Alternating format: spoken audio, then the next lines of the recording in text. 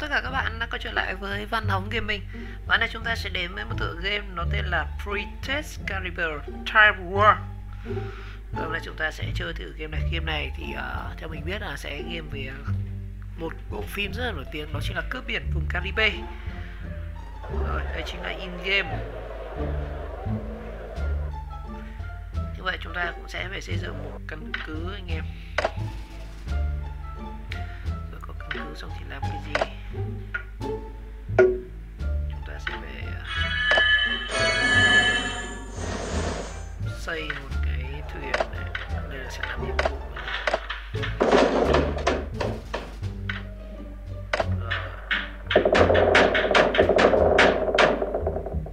Xây thuyền. Học gì đây? Thuyền đi, có thuyền. Chỉ khai trương thuyền oanh thế.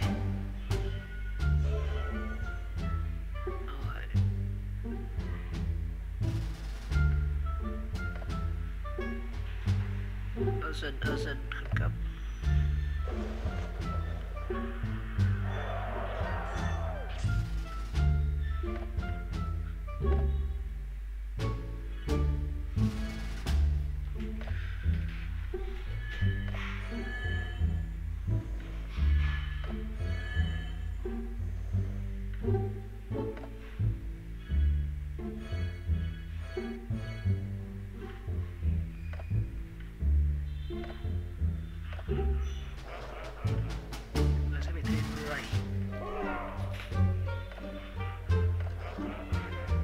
Dùng cái đồng hồ này thì có thể xây nhanh hơn được đấy.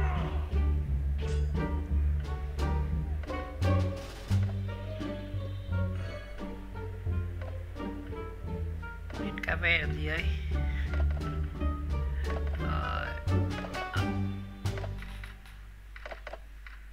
Thuyền trưởng Văn Hồng đấy. Rồi. Đây chính là cái hang động mà chúng ta sẽ phải khám phá anh em. Chúng ta sẽ đi vào trong hang động này. Bắt đầu cuộc khám phá nào. Trong cái này thì nó cũng khá nhiều đoạn mình thấy khá là thú vị luôn. Một game màn hình, game chiến thuật thời gian thực khá là hay, vừa nhập vai vừa chiến thuật luôn.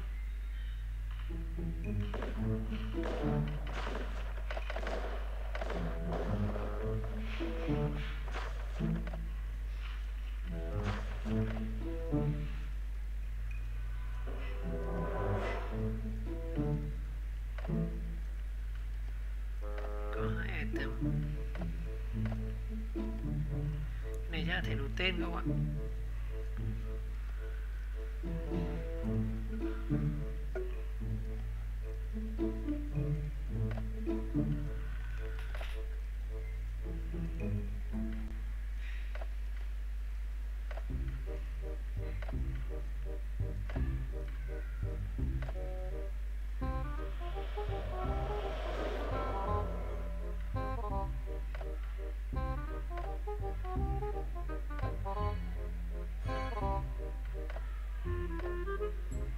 Cái này xem quảng cáo các bạn sẽ kiếm được thêm tiền nha.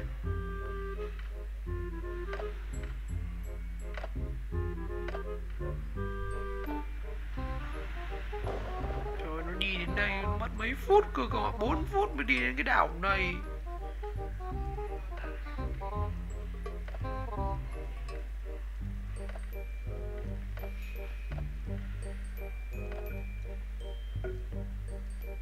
À, mình có thể sử dụng cái này để nhanh thời gian này.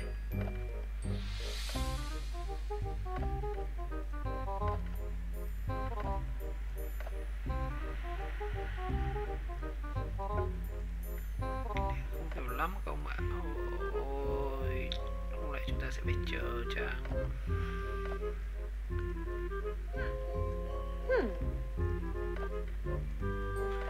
Nó có khá nhiều các cái thứ trong này để chắc làm tiền này.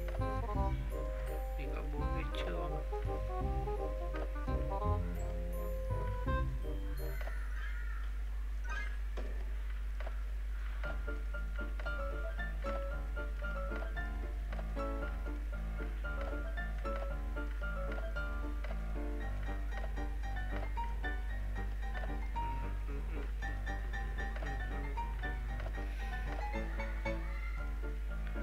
Đây những nhiệm vụ mình sẽ phải làm.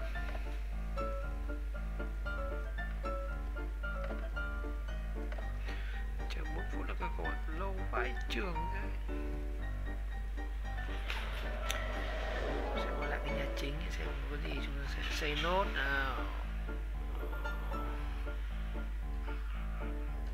Đây là những cái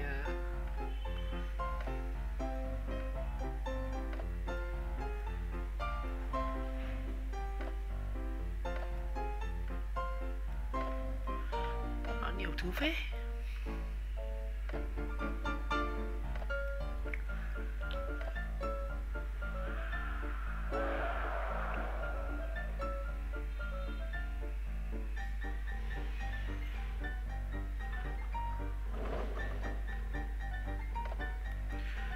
Chưa update được.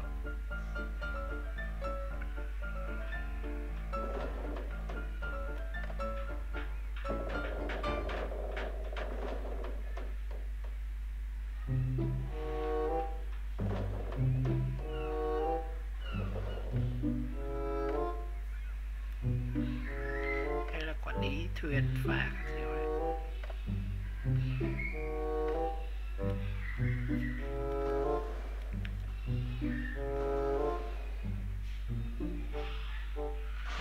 Đi đánh nhau đấy chứ.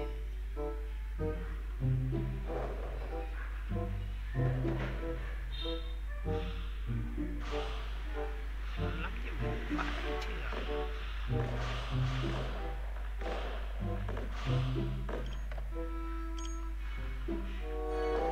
Chương 1 chúng ta sắp xong rồi, đến nơi rồi. Cái chương 1 này làm mất 5 phút rồi.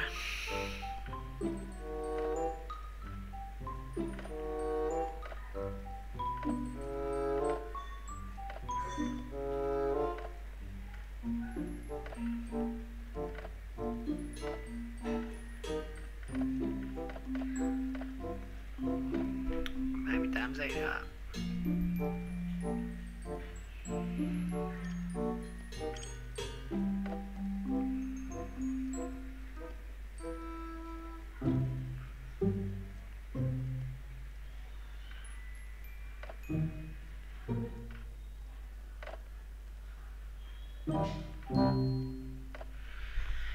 Xem nào, xem tiếp theo xem là cái gì đây.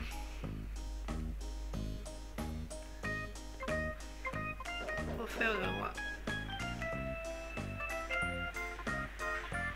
Đã bị fail một nhiệm vụ rồi.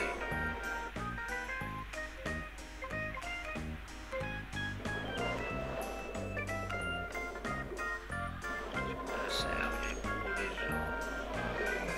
Khó nhờ.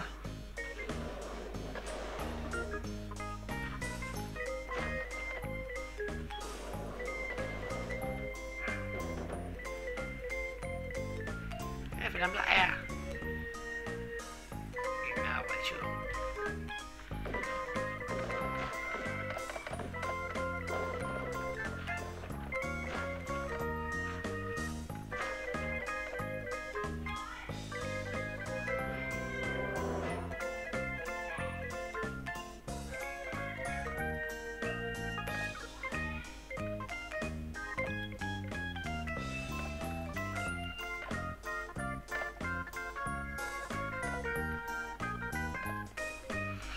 Thế này phải trâu thế mà, mình chưa hiểu nó lắm.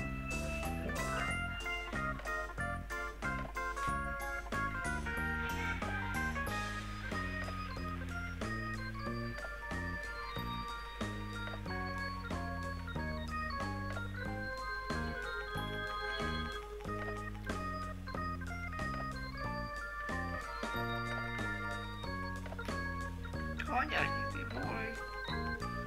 Phải chứ.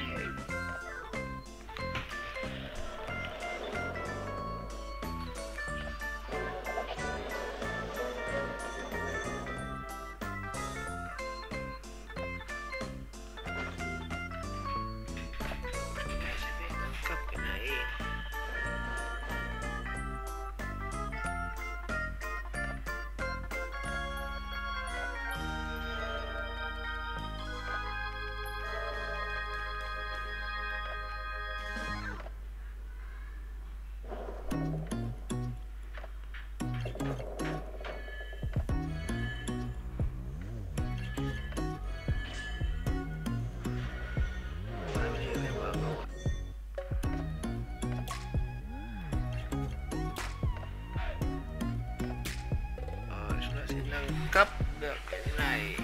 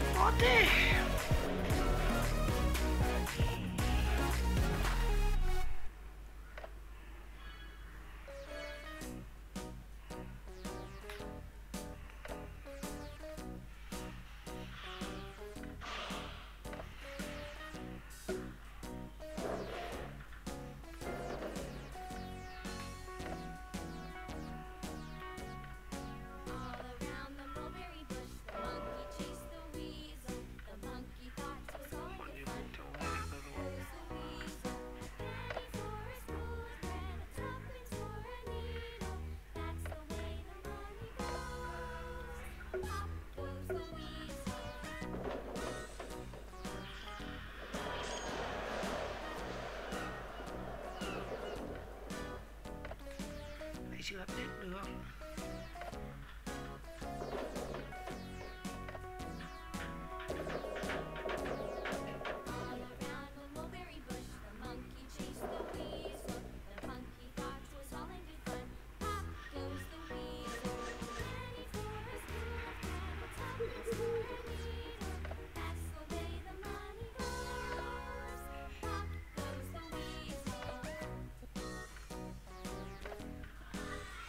Cái này thật sự là khó đấy, không phải dễ đâu.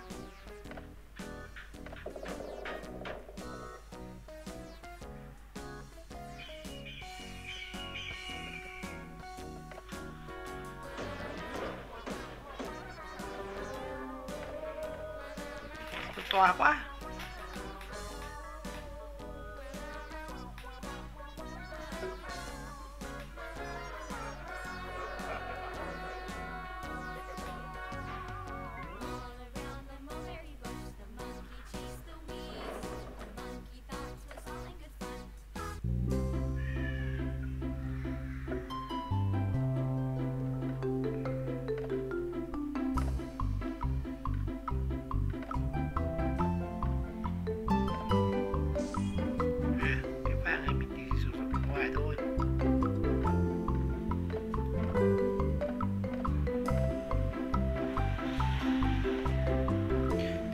Tết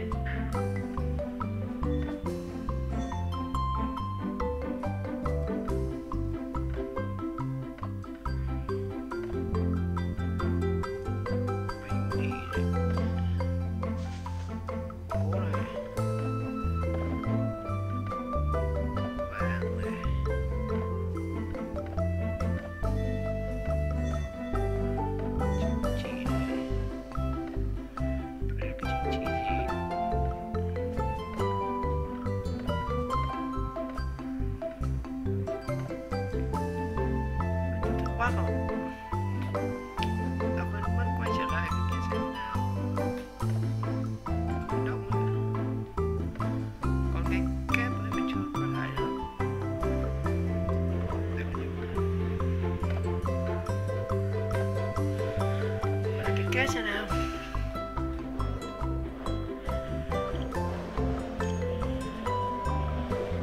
Để mình chưa lại cái kết này à? Sao game thì ngu vậy?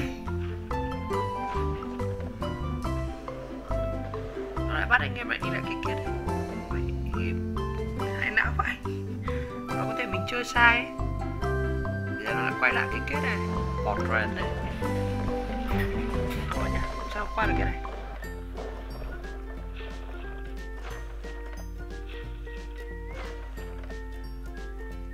Thật sự là hại não đây cậu ạ.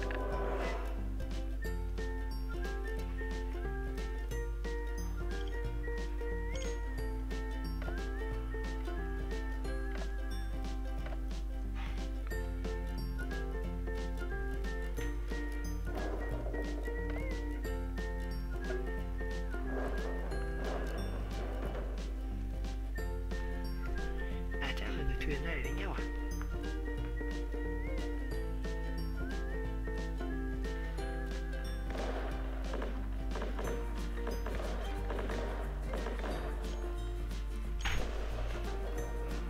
Mình win được không ạ?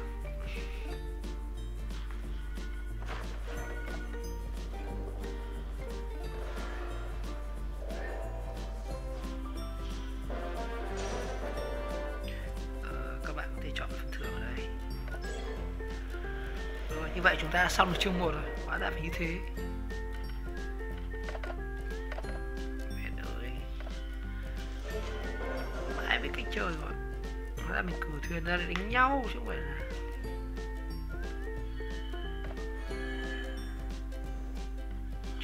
các bạn sẽ phải build. Chúng ta sẽ khám phá chương 2 nữa này. Đi vào cái hang động này.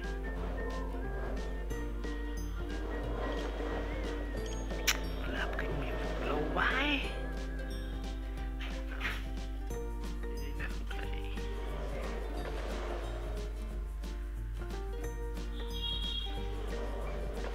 Lại rồi, cái lại lúc lại rồi.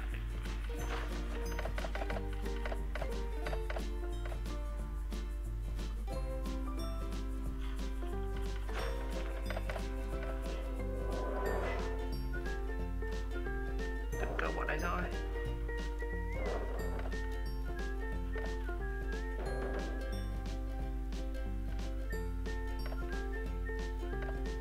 Ở trong story mình không mở được cái này.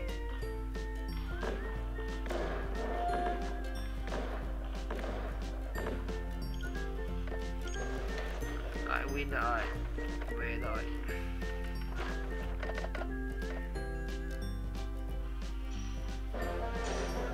Kinh nghiệm. Nói chung cái game Free Trade of Caribbean Tide War này thì nói chung là chơi cũng khá hài não.